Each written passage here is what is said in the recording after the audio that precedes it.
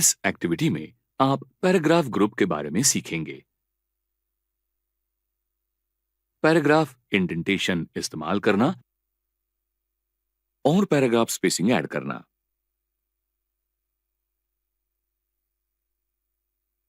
अच्छी रीडेबिलिटी के लिए लाइंस और पैराग्राफ इनके बीच स्पेसिंग सेट करना जरूरी है। लेआउट टैब के नीचे paragraph group right spacing set करने में मदद करता है। दो पैराग्राफ्स के बीच की स्पेस यानी paragraph spacing. By default paragraph के पहले और बाद में वर्ड स्पेसिंग ऐड करता है। डिफॉल्ट स्पेसिंग बदलने के लिए टेक्स्ट सिलेक्ट कीजिए और स्पेसिंग के नीचे बिफोर और आफ्टर बॉक्स में पॉइंट्स में वैल्यूज एंटर कीजिए। बाय डिफॉल्ट वर्ड पेज के बाएं और दाहिनी तरफ इंडेंटेशन भी जोड़ता है, यानी बाईं और दाहिनी पेज की मार्जिन और पैराग्राफ इनके बीच की स्पेस। इंडेंटेशन बदलने के लिए इंडेंट में बाएं और दाहिनी बॉक्स में सही वैल्यू एंटर कीजिए। पैराग्राफ डायलॉग बॉक्स का इस्तेमाल करके आप पैराग्राफ इंडेंटेशन और स्पेसिंग भी स्पेसिफाई कर सकते हैं। वो खोलने के लिए इस एरो पर क्लिक कीजिए। इस डायलॉग बॉक्स में आपको अलग अलग ऑप्शंस दिखते हैं। अब डायलॉग बॉक्स बंद करने के लिए कैंसिल क्लिक कीजिए। ये सब पैराग्राफ ग्रुप के बारे में।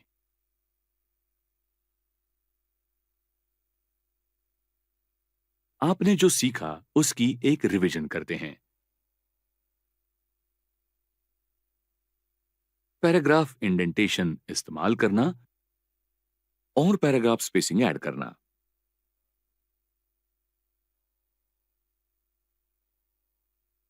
आज हम कुछ नया सीखेंगे।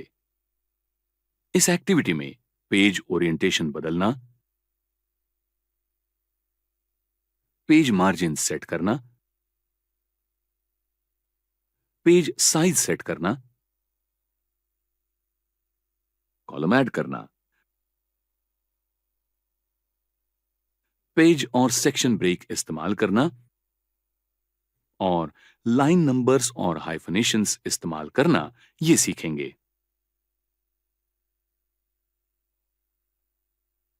डॉक्यूमेंट प्रिंट करने से पहले वो कैसा दिखेगा, ये हमें देखना है। इसके लिए लेआउट टैब में से पेज सेटअप ग्रुप इस्तेमाल किया जाता है। कोई पेज कहां खत्म होता है, विशिष्ट पेज साइज इस्तेमाल करने के बाद कंटेंट कैसे दिखेगा, ये आप देख सकते हैं। माइक्रोसॉफ्ट वर्ड में पेज ओरिएंटेशन के दो ऑप्शंस है, पोर्ट्रेट और लैंडस्केप। पोर्ट्रेट यानी वर्टिकल पेज तथा लैंडस्केप यानी हॉरिजॉन्टल पेज। ओरिएंटेशन पर क्लिक कीजिए और पोर्ट्रेट यानी वर्टिकल लेआउट चुनिए। अब बॉक्स उसी पेज पर है। आप फॉर्म के एक हिस्से में दूसरा पेज देख सकते हैं, किंतु हमें डॉक्यूमेंट के दो पेजेस छापने नहीं है, इसलिए साइज पर क्लिक कीजिए और जो साइज प्रिंटिंग के लिए आमतौर पर इस्तेमाल किया जाता है वो A4 सिलेक्ट कीजिए तथा आप अगले पेज पर और भी टेक्स्ट देख सकते हैं। आप पेजेस के अलग साइज चुन सकते हैं। फिर साइज पर क्लिक कीजिए और पेजेस के ज्यादा साइजेस चुनिए। पेज सेटअप डायलॉग बॉक्स खुला है, ये आप देख सकते हैं। यहां आप आपको चाहिए वो पेपर की साइज ड्रॉप डाउन मेन्यू से चुन सकते हैं। आप प्रिंटिंग के लिए पेज लेआउट स्पेसिफाई करने के लिए मार्जिन भी इस्तेमाल कर सकते हैं। मार्जिन ये डॉक्यूमेंट के टेक्स्ट और एज के बीच की जगह है। डॉक्यूमेंट की मार्जिन बाय डिफॉल्ट नॉर्मल रहती है। यहां अच्छे लेआउट के लिए नैरो मार्जिन सिलेक्ट की गई है।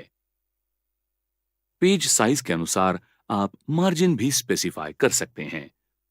मार्जिन क्लिक कीजिए और कस्टम मार्जिन सिलेक्ट कीजिए। पेज सेटअप डायलॉग बॉक्स में पेज के लेफ्ट और राइट मार्जिन और टॉप और बॉटम मार्जिन स्पेसिफाई कीजिए। आप इस डायलॉग बॉक्स का इस्तेमाल करके अलग-अलग पेज सेटिंग्स स्पेसिफाई कर सकते हैं। हमें पेज मार्जिन स्पेसिफाई करनी नहीं है तो कैंसिल पर क्लिक कीजिए, क्योंकि हमने डॉक्यूमेंट के लिए पहले से मार्जिन प्रीडिफाइन किया है।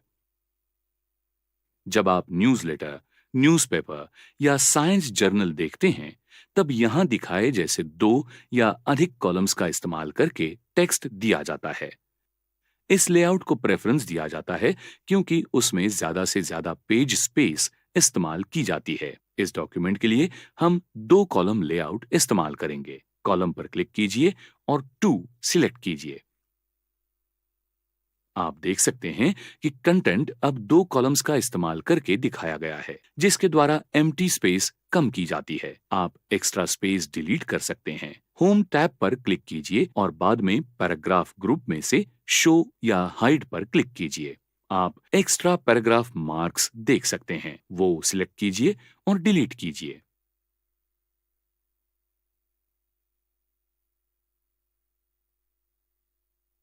मार्क्स हाइड करने के लिए फिर से शो या हाइड क्लिक कीजिए। आप देख सकते हैं कि पहले हेडिंग और कॉलम टेक्स्ट एक ही लेवल पर हैं, जिससे डॉक्यूमेंट और दिखता है। ये टालने के लिए आप कॉलम ब्रेक इंसर्ट कर सकते हैं। यहां कर्सर रखिए और बाद में लेआउट टैब पर जाकर क्लिक ब्रेक्स सिलेक्ट कीजिए। सेक्शन ब्रेक्स में सिलेक्ट शुरू होता है। इसी प्रकार आप उसी या अगले पेज पर नया पेज या सेक्शन शुरू करने के लिए ब्रेक ऐड कर सकते हैं। टेक्स्ट घुमाने के लिए और उसकी फॉर्मेटिंग स्टाइल पर कंट्रोल रखने के लिए ब्रेक का इस्तेमाल किया जाता है। हम टू कॉलम लेआउट के अलावा डॉक्यूमेंट में वापस आ जाते हैं। ऐसा समझते हैं कि हमें ये हेडिंग और उसका टेक्स्ट नए पेज पर लेना है। यहां कर्सर रखिए और ब्रेक मेन्यू से पेज पर क्लिक कीजिए। हेडिंग और संबंधित टेक्स्ट अगले पेज पर गया हुआ आपको दिखेगा। अब आपको यहां से टेक्स्ट नए सेक्शन में लेकिन उसी पेज पर लेना है। कंटिन्यूअस क्लिक कीजिए और आप बदलाव देख सकते हैं। ये सेक्शन नेक्स्ट पेज पर ले जाने के लिए नेक्स्ट पेज पर क्लिक कीजिए। आप पेज और सेक्शन ब्रेक ऐड करने के लिए बाकी ऑप्शंस देख सकते हैं। पेज या सेक्शन ब्रेक डिलीट करने के लिए मार्क्स ऑन कीजिए। पैराग्राफ ग्रुप में से शो या हाइड पर क्लिक कीजिए। आप सेक्शन और पेज ब्रेक के लिए मार्क्स देख सकते हैं। उनको सिलेक्ट कीजिए और एक के बाद एक डिलीट कीजिए।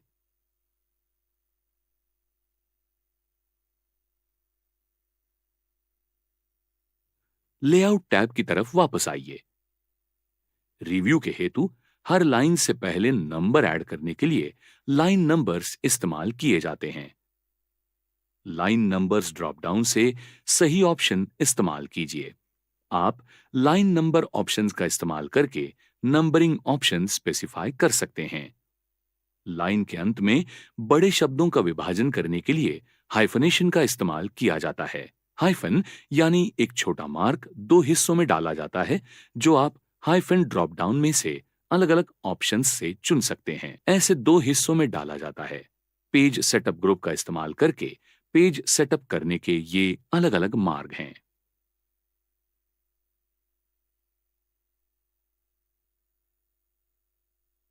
आपने जो सीखा है उसका रिवीजन करते हैं। पेज ओरिएंटेशन बदलना, पेज मार्जिन सेट करना, पेज साइज सेट करना, कॉलम ऐड करना, पेज और सेक्शन ब्रेक इस्तेमाल करना और लाइन नंबर्स और हाइफनेशंस इस्तेमाल करना।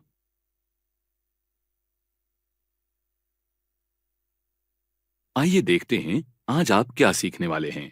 आज आप सीखेंगे ऑब्जेक्ट्स पोजीशन करना, टेक्स्ट रैपिंग ऑप्शन इस्तेमाल करना, ऑब्जेक्ट फॉरवर्ड करना, ऑब्जेक्ट बैकवर्ड करना, सिलेक्शन पेन का इस्तेमाल करना, ऑब्जेक्ट अलाइन और रोटेट करना और ग्रुप और अनग्रुप करना।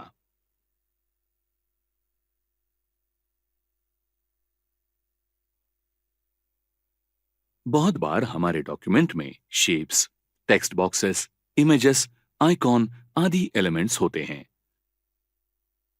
अरेंज ग्रुप में कमांड्स हमें उनको अरेंज करने में और उनको पोजीशन करने में मदद करते हैं। इस ग्रुप में मौजूद कमांड्स कॉन्टेक्सचुअल फॉर्मेट टैब के कमांड्स जैसी ही होती है, जो किसी डॉक्यूमेंट में पिक्चर या शेप्स जैसे ऑब्जेक्ट डालें या सिलेक्ट किए जाते हैं तब एक्टिवेट होते हैं।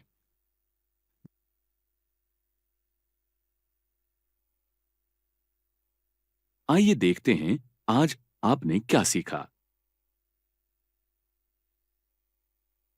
ऑब्जेक्ट्स पोजीशन करना, टेक्स्ट रैपिंग ऑप्शन इस्तेमाल करना, ऑब्जेक्ट फॉरवर्ड करना, ऑब्जेक्ट बैकवर्ड करना, सिलेक्शन पेन का इस्तेमाल करना, ऑब्जेक्ट अलाइन और रोटेट करना और ग्रुप और अनग्रुप करना।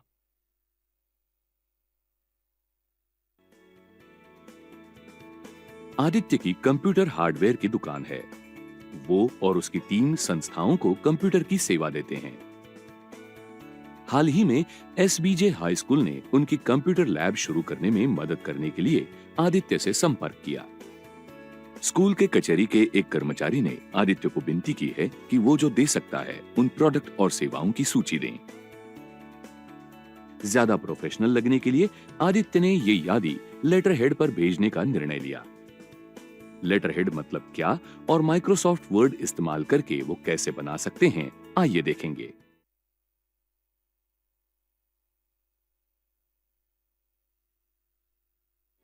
ये एक्टिविटी पूरी करने के बाद आप कर सकते हैं। लेटर हेड कहां इस्तेमाल होता है ये जानना, लेटर हेड का महत्व समझना, स्टैंडर्ड लेटर हेड का स्वरूप पहचानना, लेटर हेड तैयार करने के लिए ऑनलाइन साधन खोजना, माइक्रोसॉफ्ट वर्ड इस्तेमाल करके लेटर हेड तैयार करना। लेटर हेड क्या है? लेटर हेड ये टाइटल होता है जो हमेशा ऑफिशियल डॉक्यूमेंट के टॉप पर होता है। इस शीर्षक में व्यवसाय का नाम होता है। लेटर हेड में आमतौर पर लोगो, पता, व्यवसाय का आवश्यक संपर्क ये जानकारी भी होती है। ऑफिशियल पैड पर अच्छा डिजाइन किया लेटर हेड इस्तेमाल किया जा सकता है, जिससे संवाद ज्यादा प्रोफेशनल दिखेगा।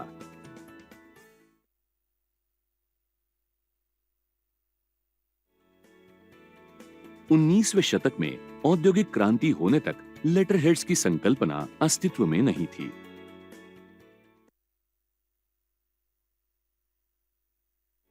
लेटर हेड्स की उपयुक्तता क्या होती है?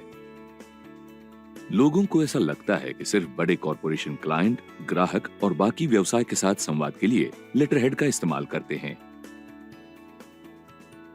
तथा ये सत्य नहीं है। सभी प्रकार के व्यवसाय, चाहे वो एक व्यक्ति हो, छोटी कंपनी हो या बड़ी उद्योजक संस्था, नियमित रूप से लेटर हेड इस्तेमाल करते हैं। इसके अलावा लेटर हेड्स अलग अलग कारण इस्तेमाल हो सकते हैं, जैसे कि व्यवहार या इनवॉइस का रिकॉर्ड तैयार करना, मीटिंग के जरूरी मुद्दे लिखना यानी मीटिंग के दरमियान रिकॉर्ड किए जरूरी मुद्दे, कायदे से होने वाली घोषणा और अंतर विभाग इंटर डिपार्टमेंटल स्टेटमेंट, और बाकी पार्टी को व्यवसाय संबंधित जानकारी देना।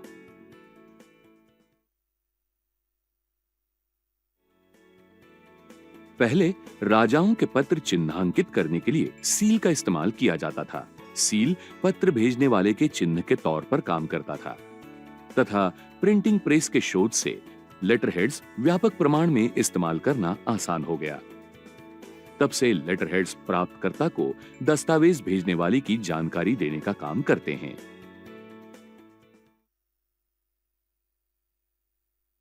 औपचारिक संवाद में लेटर हेड की भूमिका क्या है? हमने लेटर हेड्स कहां इस्तेमाल हो सकते हैं ये देखा। अब एक अच्छी कॉर्पोरेट प्रतिमा बनाने के लिए वो आपको कैसे मदद कर सकता है ये देखेंगे। मूलभूत परिचय। लोग ब्रांड को उसके लोगो से पहचानते हैं। लेटरहेड पर लोगो और कंपनी की जानकारी की ठीक से की हुई रचना कंपनी की प्रतिमा की सकारात्मकता बढ़ाता है। कायदे के कागज। अधिकृत लिखित संवाद में लेटरहेड इस्तेमाल किया जाता है। लेटरहेड सभी जरूरी लिखित संवाद के लिए इस्तेमाल किए जाने वाले उसके महत्व से कंपनी का प्रतिनिधित्व करता है। व्यावसायिकता। ग्राहकों से जब व्यावसायिकता से बर्ताव किया जाता है तब उनको अच्छा लगता है। लेटरहेड इस्तेमाल करने से क्लाइंट को संदेश दिया जा सकता है कि ब्रांड व्यावसायिक और भरोसेमंद है। बिक्री पर परिणाम। व्यवसाय का प्रतिनिधित्व करने के साथ ही लेटरहेड कंपनी का प्रचार करने में मदद करता है। यह आसानी से समझने वाली बात है कि आकर्षक लेटरहेड ही तय करता है कि वाचक आगे पढ़ सकता है या नहीं। ग्राहकों को आकर्षित करना।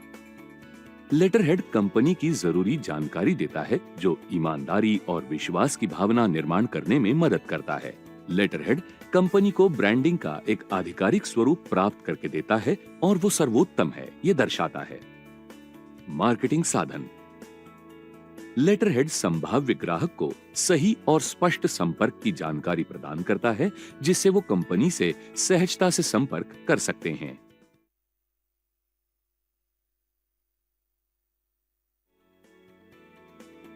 बीसवीं सदी की शुरुआत में लोग और व्यवसायों ने लेटरहेड पर उनके उद्योग को दिए गए अलग अलग डिजाइन्स इस्तेमाल किए। डॉक्यूमेंट में वास्तविक कंटेंट पढ़ने के लिए आगे जाने से पहले कोई भी आमतौर पर लेटरहेड में इस्तेमाल किए जाने वाले संबंधित आइकॉन्स और डिजाइन द्वारा आकर्षित होता था। स्टैंडर्ड लेटरहेड का स्वरूप कैसा होता है? अब आगे बढ़कर लेटरहेड में क्या समाविष्ट करें ये देखते हैं। लोगो, व्यवसाय का नाम, संपर्क क्रमांक, वेबसाइट यूआरएल, रजिस्टर्ड कार्यालय का पता। लेटरहेड पर ज्यादा जानकारी मत रखिए।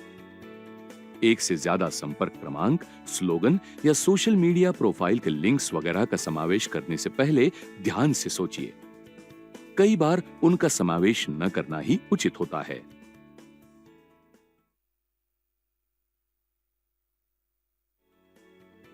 व्यवसाय के लिए अच्छी तरह से डिजाइन किया गया लेटरहेड व्यवसाय के ब्रांडिंग स्ट्रेटेजी जितना ही आवश्यक है।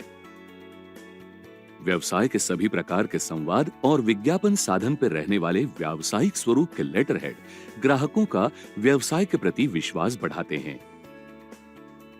इसमें आमतौर पर व्यवसाय द्वारा इस्तेमाल की गई स्टेशनरी जैसे लिफाफे, ऑर्डर रसीद, मेमो पैड आदि का समावेश होता है। इसका हेतु ये है कि कोई व्यवसाय जितना अधिक व्यावसायिक और स्थिर होगा उतना वो ग्राहकों को आकर्षित करेगा।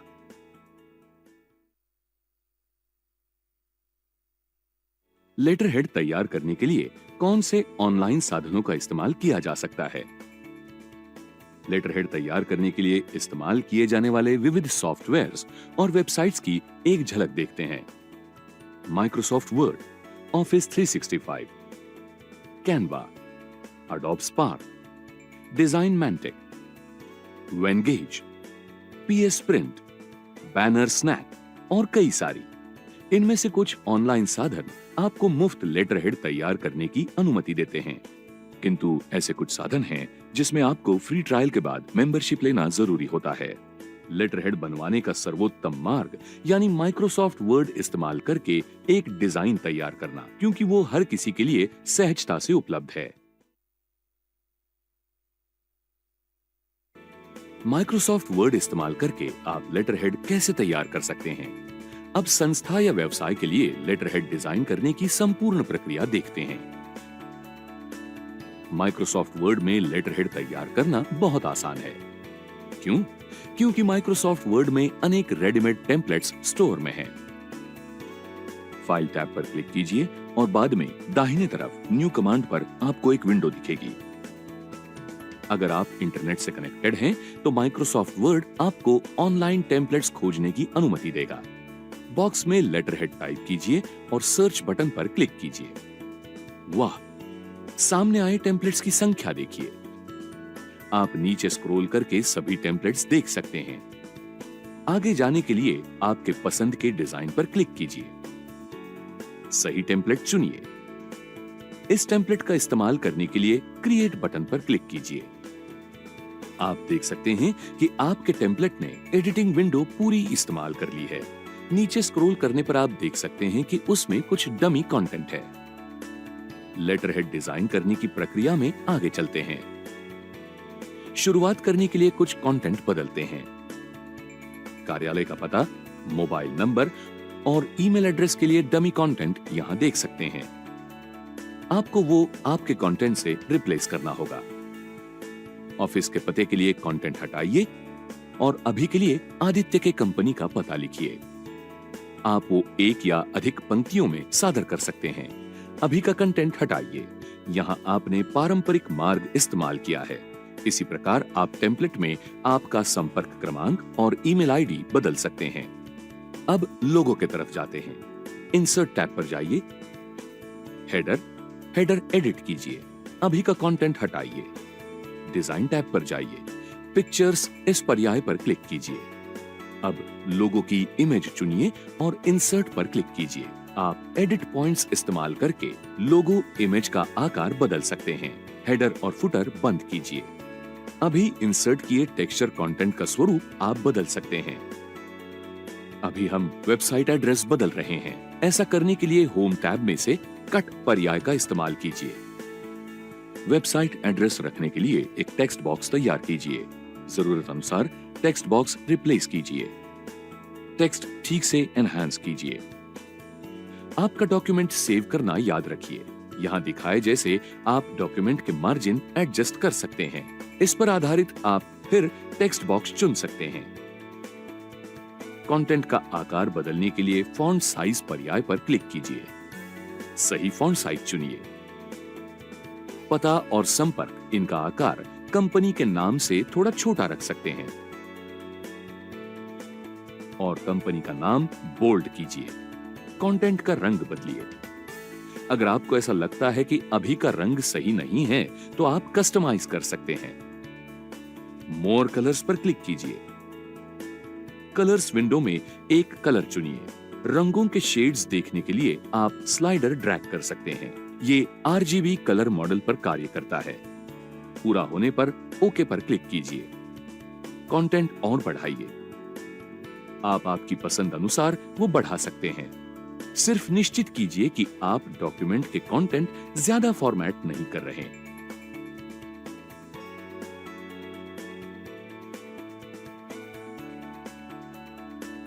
सब कुछ ठीक है, ये निश्चित कीजिए। फाइल सेव कीजिए। अब हम डॉक्यूमेंट में वाटरमार्क डालेंगे। वाटरमार्क व्यावसायिक संवाद को ज्यादा अधिकृत स्वरूप देकर डॉक्यूमेंट को व्यावसायिक स्वरूप और अनुभव देता है। मेन्यू बार से डिजाइन टैब पर क्लिक कीजिए। वाटरमार्क ड्रॉप डाउन मेन्यू पर जाइए और कस्टम वाटरमार्क पर्याय चुनिए। प्रिंटेड वाटरमार्क विंडो दिखेगा। यहां पिक्चर वाटरमार्क चुनिए और स्केल 500% पर बदलिए। उसके बाद में सिलेक्ट पिक्चर बटन पर क्लिक कीजिए। हमारे डेस्कटॉप में वाटरमार्क लोगो सेव होने से पहले वो फाइल पर्याय से चुन सकते हैं। आगे वाटरमार्क जैसा इस्तेमाल करने के लिए सेव की हुई इमेज चुनिए और इंसर्ट क्लिक कीजिए। ओके क्लिक कीजिए। डॉक्यूमेंट में वाटरमार्क इमेज का समावेश कैसे किया है ये देखिए। ये देखिए अब कैसे पूरा प्रोफेशनल दिख रहा है ना। आप डॉक्यूमेंट की थीम भी बदल सकते हैं। आप टेम्पलेट इस्तेमाल कर रहे हैं इसलिए थीम बदलना आसान है। अब डॉक्यूमेंट तैयार है। वो एक्सपोर्ट कीजिए। फाइल मेन्यू पर जाइए। एक्सपोर्ट पर क्लिक कीजिए। PDF या XPS तैयार कीजिए। सही फाइल स्थान चुनिए और फाइल नाम इंसर्ट कीजिए। पब्लिश पर क्लिक कीजिए। तो दोस्तों, हमें आशा है कि आपको किसी भी कंपनी के लिए लेटर हेड तैयार करने की प्रक्रिया समझ में आ गई होगी।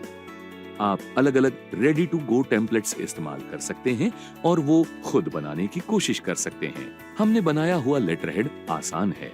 ये उसका उद्देश्य पूरा करता है और सबसे जरूरी, वो ब्रांड सही तरीके से प्रमोट करता है।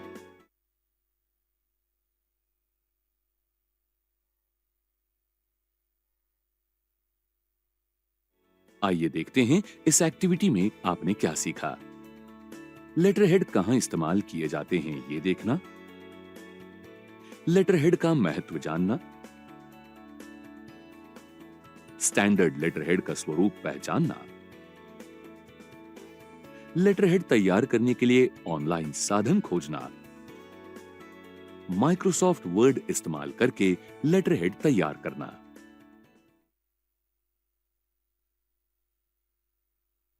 लेटर हेड डिजाइन ये मर्यादित और अच्छा है ये निश्चित कीजिए।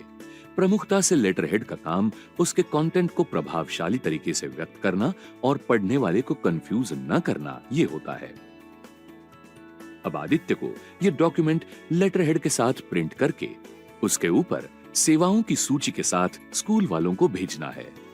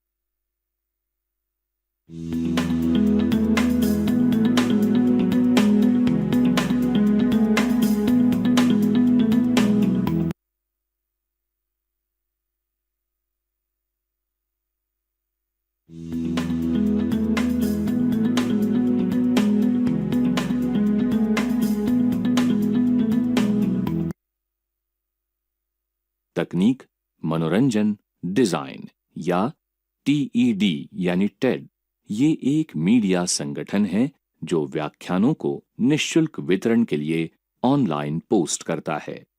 इसे रिचर्ड सॉल वुरमन और हैरी मार्क्स ने स्थापित किया था। टेड व्याख्यान महत्वपूर्ण होते हैं क्योंकि वक्ता मूल्यवान और रोचक कल्पनाओं को बांटते हैं जिससे श्रोताओं को कई तरीकों से लाभ हो सकते हैं। व्याख्यान निशुल्क और अधिक जानकारीपूर्ण होते हैं। टेड व्याख्यान संस्थानों, संगठनों और यहां तक कि घर से भी एक्सेस किए जा सकते हैं। जब आपको किसी भी विषय के बारे में अपनी जानकारी को बढ़ाना जरूरी होता है या आप केवल उत्तेजित और प्रेरित होना चाहते हैं, तब टेड व्याख्यान महत्वपूर्ण है। जिनके पास इंटरनेट कनेक्शन के साथ पीसी या स्मार्टफोन है, वे टेड व्याख्यान सुन सकते हैं। इस गतिविधि के अंत तक आप निम्नलिखित कार्यों में सक्षम हो जाएंगे: टीईडी टॉक्स वेबसाइट की विशेषताओं का वर्णन और टीईडी टॉक्स वेबसाइट पर वीडियो देखने का तरीका समझाना। https://www.ted.com/talks एक ऑनलाइन प्लेटफॉर्म है जहां आपको विभिन्न विषयों पर सूचनाप्रद वीडियो मिल सकते हैं। टीईडी नामक संस्था पूरे विश्व के विभिन्न शहरों में इवेंट करवाती है और विशेषज्ञों को अपने अनुभवों एवं विचारों को साझा करने के लिए आमंत्रित करती है। ये भाषण टीईडी टॉक्स की वेबसाइट पर अपलोड किए जाते हैं जहां इन्हें कोई भी देख सकता है। सर्च के विभिन्न विकल्पों के जरिए आप वीडियो तक पहुंच सकते हैं। इनमें शामिल हैं विषय के अनुसार search.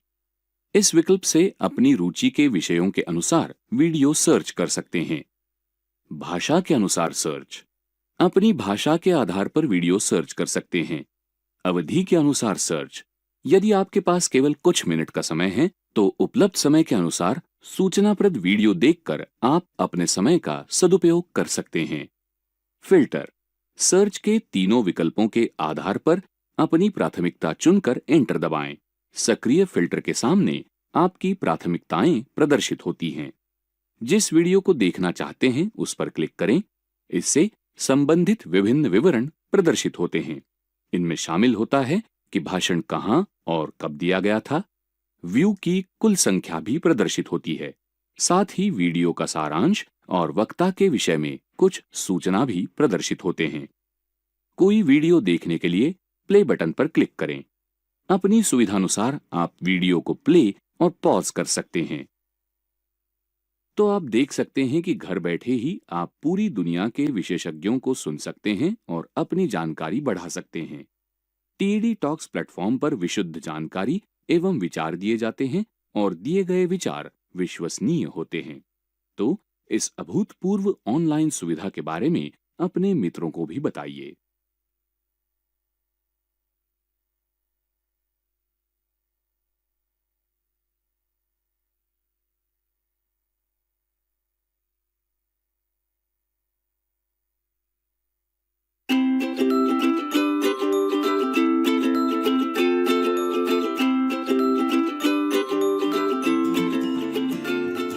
Friends, have you ever observed a flower or a leaf or a pest or a butterfly closely?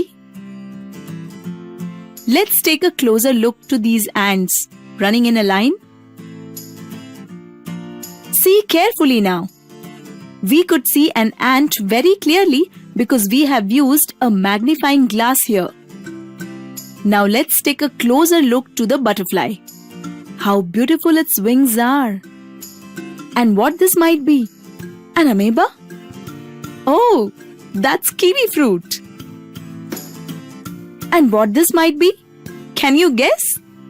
Yes, this is a housefly's eye. Do you know? The housefly's eyes have approximately 4,000 lenses with the help of which it can see multiple objects at the same time. Now take a look at the picture drawn on the single rice. Beautiful, isn't it? How is it possible for us to observe such tiny things? Because it's impossible to observe them with a naked eye. You must have an answer. We need a microscope. That's correct. We are going to use a digital microscope, but on your phone. Install the digital microscope app on your phone and get ready to get amazed by the tiny things around you. Let it be a tiny bee or paper cutting art. This digital microscope can be highly beneficial for you. You just have to zoom in with your phone and look for tiny things around you. Let's get started. We need to install the app first. For that, open the menu, scroll down a bit, and tap on Play Store. In the search area of the Play Store, type the name of the app, Digital Microscope. From the search list, tap on Digital Microscope View Enlarger app. Tap on Install. Once the app installs, you can see its icon on your mobile screen. After opening the app, it flashes two options: Get Premium version and Tap to Begin. For now, we are not going to take Premium option as it is paid. For now, we'll continue with the free version. Let's tap on Tap to Begin and then tap on Allow. Now tap on Turn On. Now, you can see a spider in front of the camera. Do you see a button right over there? Tap the button. It allows you to focus the video or picture automatically, making it very essential. If you use it while taking a picture or a video, it will be much clearer than otherwise. We can see two options here. One is photo and the other one is video. If you want to adjust light in the picture, that facility is also available. It works for the video as well. You just have to slide the slider to the left or to the right. By this, you can adjust light in your photo or a video as per your requirement. Let's take a picture of the spider from really very close. Tap on the white circle to take the photo. Now tap on Allow. The app has taken a nice clear picture of the spider. Using the zoom settings below the picture, let's try to zoom in to the spider. Now you have zoomed in. Look at the spider's eyes. Aren't they terrible? Oh my God! They scared me for a moment. Let's tap on circle again and capture another picture. Wow! The picture has come out so beautiful. Look at those eyes. Now let's try to take a video. For that, tap on video icon. For permissions, tap on Allow. Now our camera is activated and it's ready to focus on the objects we want to capture or shoot. Let's focus on the bug we can see there. Tap on the record button. The recording has started, but we want to focus on his eyes. So let's zoom in to its eyes. As you can see, there are several dots that appear on its eyes. Actually, those dots are nothing but the lenses. Through these lenses, it is capable of seeing multiple objects at the same time. Isn't it amazing? Now let's stop recording the video. For that, let's again tap on the circle. Now, we want to see the video. For that, we have to visit Gallery where all the pictures and videos are stored.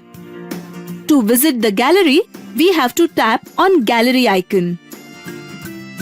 Tap the first photograph. You can swipe to see the stored photos or videos. Swipe right or left to see the next or previous photo or video. Now swipe to the left to see the next picture. The next one is the video which we recorded. Now let's tap on the play button that displays on the video. The video is started. We can see every minute detail of the bug's eye that we have recorded. Isn't that great? Let's now close the video by pressing back arrow. It will get us back to the gallery. Isn't it amazing to be able to capture any and every tiny thing we want to see? Great! Isn't the app super cool? You don't have to buy expensive microscopes at all. Just install the app and start observing tiny things around you. Click pictures, take videos, share them with your friends and encourage them to use this app. Let's get started.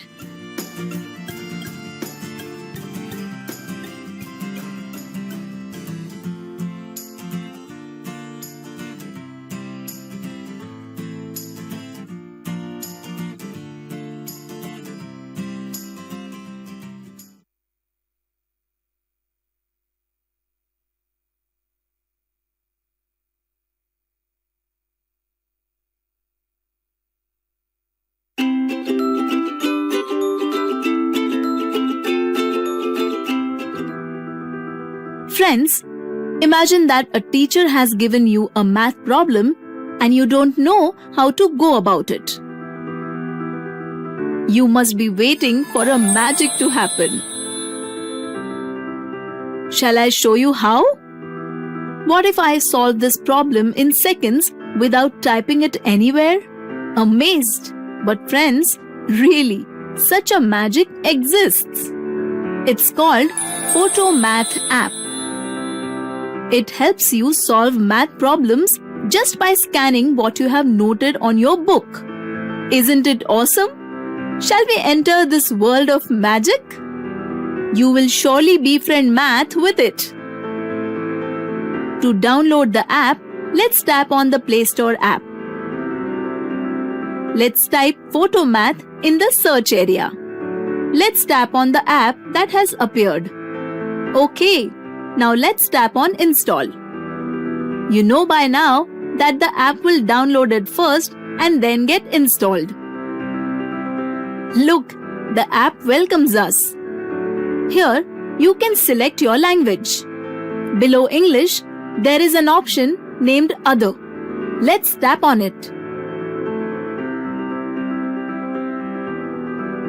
Now let's tap on Let's Go and enter the amazing world of math. Initially, it displays what all can be done here. Let's try to understand that by scrolling pages. Let's tap on Done. Okay, now you will be asked permissions to take photos and videos. To permit, let's tap on Allow. Now get ready for a math magic. Friends, now let's focus the camera on notebook where the problem is written. The app tells you how to scan it. Alright. Now we have focused our camera on the problem 10 plus 10 written on the book. The app has scanned it and whoa! You can see the problem below as well as its answer. Wow! It's like a magic! Now let's tap on the arrow in front of the answer. Friends, you must be wondering how the app has calculated the answer 20. This app provides animated illustration to explain. To watch this, let's tap on Animated Instructions button below the answer. Now, you can see a question mark under the sum 10 plus 10. Let's tap on the arrow sign at the bottom. Now you can see in the units place 0 plus 0 is equal to 0 is shown. Next, it is also shown where should this 0 be placed. Let's tap again on the next arrow. Now, in the tens place, 1 plus 1 is equal to 2 is shown. Next, it is also shown where 2 is to be placed. Did you understand now? Let's tap again on the arrow to see the answer. If you haven't understood, you can tap on play again and navigate through steps and see the solution as many times as you want. Cool! Math feels so easy. Now let's tap on cross sign in the right corner. Okay, let's tap on the notebook icon in the right corner. You can view the solved problems in history section. App remembers everything. Okay, now swipe to right. First option you will see is solution, then camera, and lastly edit. Now let's tap on edit.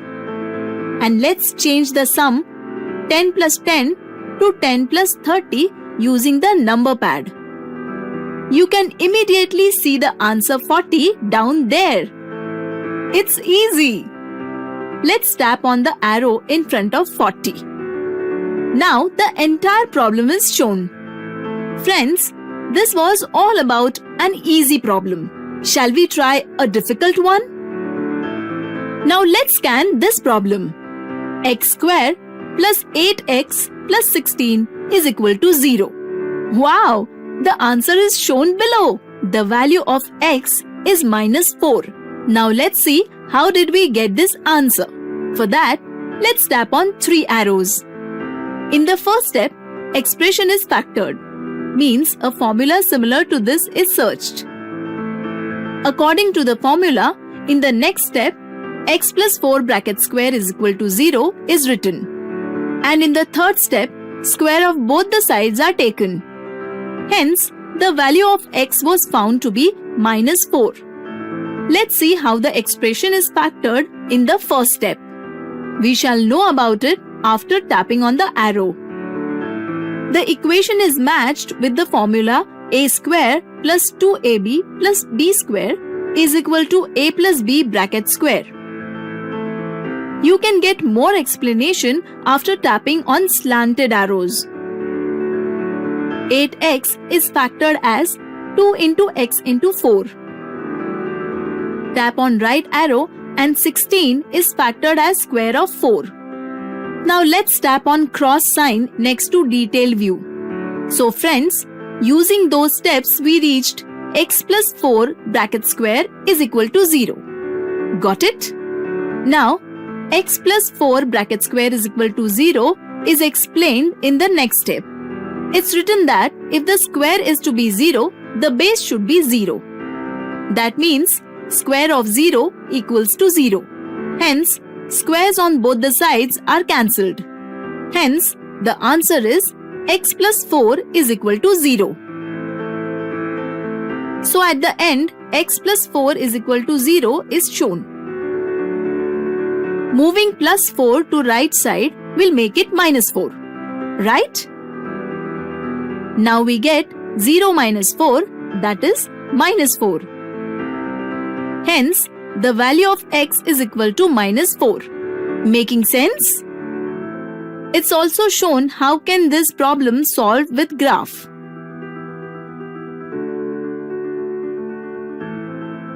Did you get it? Now let's tap on the 3 lines at the left corner. This will take us to home page of Photomath. If we swipe left back to the problem. So friends, what do you think of this math magic? Makes math easier, isn't it? It is not scary anymore, but leaves you pepped up to learn math. Now, solve your maths problems with the app and be an expert. All the best!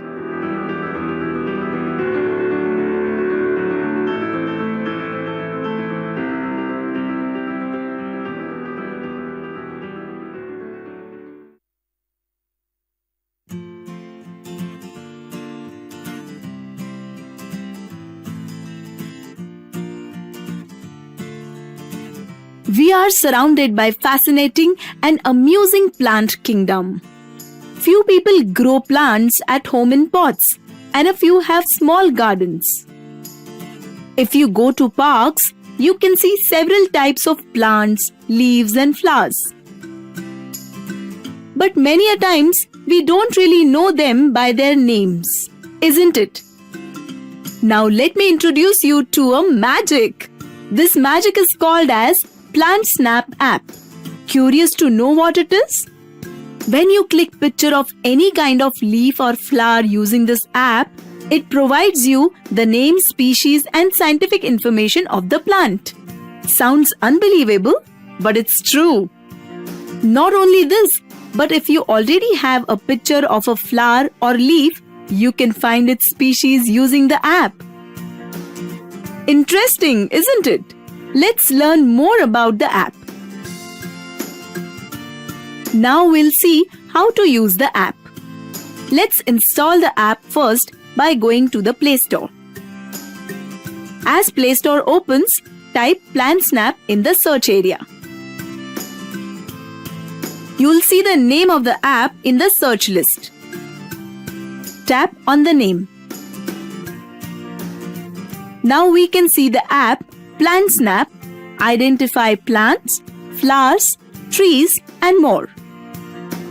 Tap on Install to download the app. We request you to wait until the app downloads and installs. Open the app after it is installed. So here we enter the kingdom of plants and flowers. Great! Now the app will ask you for different permissions. Now tap on Next. And then Allow. And once again Allow. Alright, now we have to get registered. For that, tap on Next. There are 3 options shown for getting registered. Sign in with Google, sign in with Facebook, and sign in with email. Let's take the first option, sign in with Google for getting registered. The Gmail account which is synced to your phone will appear here. Tap on it. Now tap on Allow to finish the registration process. For this registration process, you can take your parents' help. Once registered, we are now ready to identify the species of plants. Now let's take the camera closer to the flower. Tap on the big white circle right next to the instructions icon. The photo will be captured. Remember friends, the flower or leaf you want to get information about should be right in the center of the snap. This will enable the app to be more accurate. Alright, we have the flower right in the center, so let's just tap on Done. Wow! The app identified the flower correctly. And the name is Helianthus annuus. Friends, it is also possible that the app cannot identify the plant or the flower in the first go. However, the app will also show you all the other similar species of the plant. You can take a look at them as well. Okay, let's tap on Back. Now we'll take a photo of a leaf to identify the species of the plant. Take the camera closer to the leaf. Good! Let's capture them and tap on Done. Wow! Here are the results. The name of the plant is Viburnum opulus. Friends, the app shows us all the information such as its kingdom, superdivision, etc. Wow! It has provided each and every information of the plant. We can scroll and see different pictures of the same plant. And of course the detailed information. This is very interesting. Great! Let's go back to the first screen. Friends, are you enjoying? Let's try one more time. Let's take a picture of the flower we can see here. Bring the flower to the center of the screen. Tap on big white circle and tap on Done. Wow! The results are here. The name of the plant is Hibiscus fragilis. Below the name, you will find the description. Great! You can also identify the species of the plants you have already captured and saved in gallery. Tap on the gallery icon which is next to the white circle. You will see photos from your phone gallery. Select the photo you want and place the plant right in the center and tap on Done. Yes, PlantSnap did it. It identified the name. Friends, this app is really amazing, isn't it? With this app, it has become very easy to identify plants and know more about them. It's like botany, just a tap away. You can identify different types of plants using this app. And one day, you could be a botanist using this gained knowledge. Or at least you can impress your friends and family with the information you have gathered. So friends, start using PlantSnap app on your own. All the best!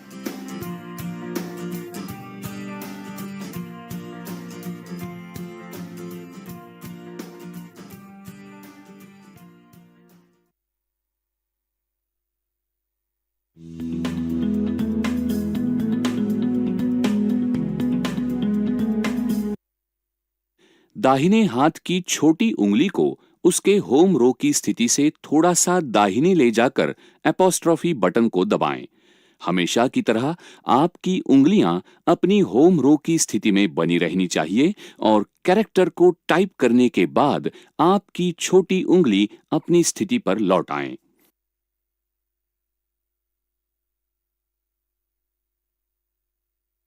क्या आप जानते हैं, औसत लोगों का बायां हाथ 56% typing करता है। टाइपराइटर ऐसा सबसे लंबा शब्द है जिसे कीबोर्ड पर केवल एक ही रो के अक्षरों का उपयोग करके टाइप किया जा सकता है।